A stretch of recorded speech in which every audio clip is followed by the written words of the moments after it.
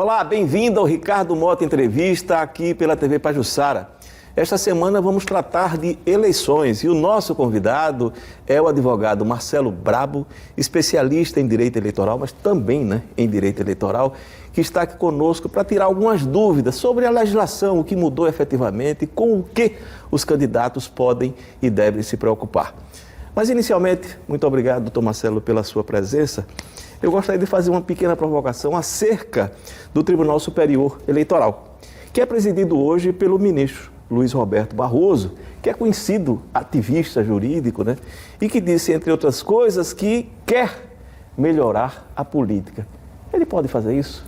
Ricardo, inicialmente, obrigado pelo convite. Eu agradeço a todos aqui que estão em casa, aos amigos do Ricardo Mota Entrevista. E dizer, Ricardo, que nós vivemos hoje, como você bem diz, um momento diferenciado. O direito é o que a justiça diz que é. É uma pena, né? E em se tratando de direito eleitoral, com muito mais razão.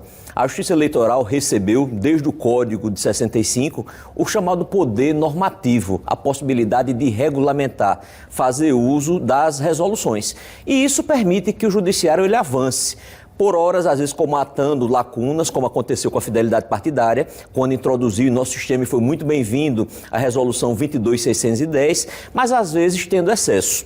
E o maior dos excessos, a maior demonstração, é como aconteceu esta semana, onde o TSE tentou justamente modificar um prazo, que é um prazo legal. Você querer estender a inelegibilidade em razão de uma situação atípica, foi a pandemia, que terminou resultando na emenda constitucional 107, que mudou a data do primeiro turno das eleições para o dia 15 de novembro. Era uma coisa atípica, não aguardada e que traz aí uma insegurança jurídica, que é o que todos nós operadores do direito mais prezamos, que é justamente você ter regras bem definidas e não ter um judiciário que mude de gosto a cada eleição e a cada composição.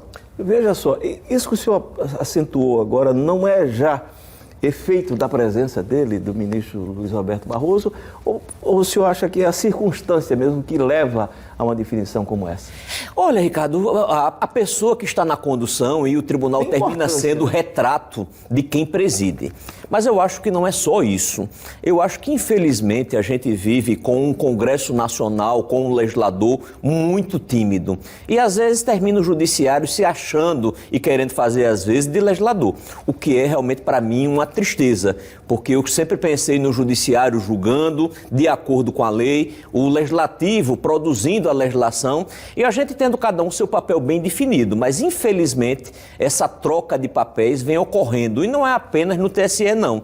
Ocorreu recentemente no Supremo, ocorre de maneira comumente nos tribunais regionais federais, nos tribunais eleitorais, nos tribunais de justiça e termina acontecendo para o intérprete aquela máxima que o direito é o que o tribunal diz naquele determinado momento. Errado isso, né? Totalmente errado. Isso traz para a gente, como eu tinha dito, além da insegurança jurídica, um sentimento de inanição, de impotência. Cada vez mais, a pergunta mais difícil para o advogado é quando o cliente pergunta o que é que acha, o que é que ele vê. E a gente dá orientação de acordo com a lei, com a jurisprudência existente, mas sempre advertindo que o que é hoje pode não ser amanhã. E num momento como esse, que é muito específico, a gente vive uma pandemia, o calendário eleitoral mudou, foi alterado inevitavelmente, a preocupação é maior, enfim, pode acontecer aquilo que vocês nem imaginam que pode vir pela frente?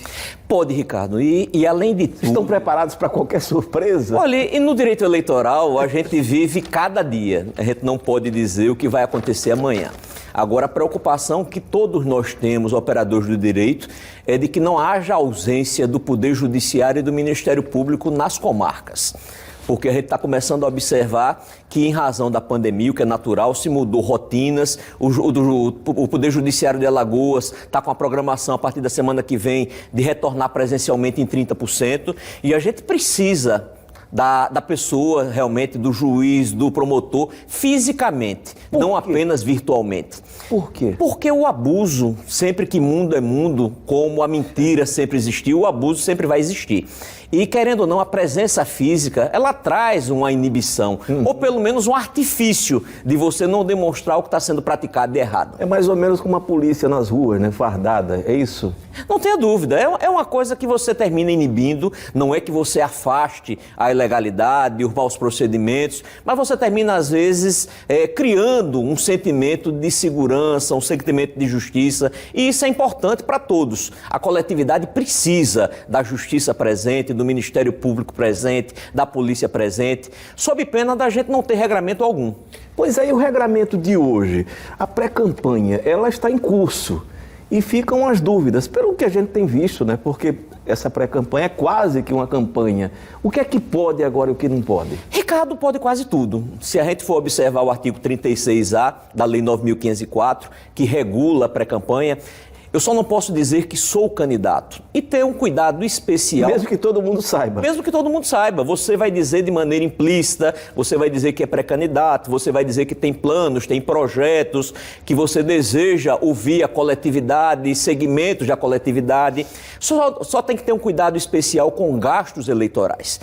E por que este cuidado? O TSE teve um julgamento emblemático da senadora Selma, conhecida como Moro de Saias, e após esse julgamento, pela primeira vez, aconteceu a perda do mandato em razão de atitudes e atos levados a efeito na pré-campanha. O que especificamente no caso, entre aspas, do Moro de Saia?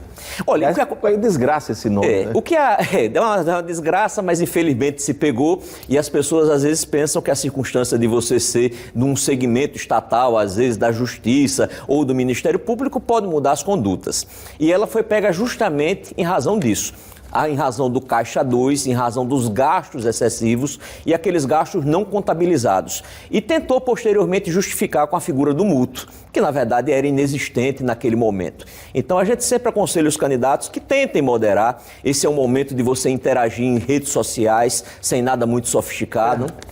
É o momento de você fazer uma interação com a população, ouvir os segmentos, fazer visitas, mas nada muito elaborado. Pois é, até a ausência dessa campanha do corpo a corpo presencial, ela não leva para abusos, por exemplo, nesse outro território?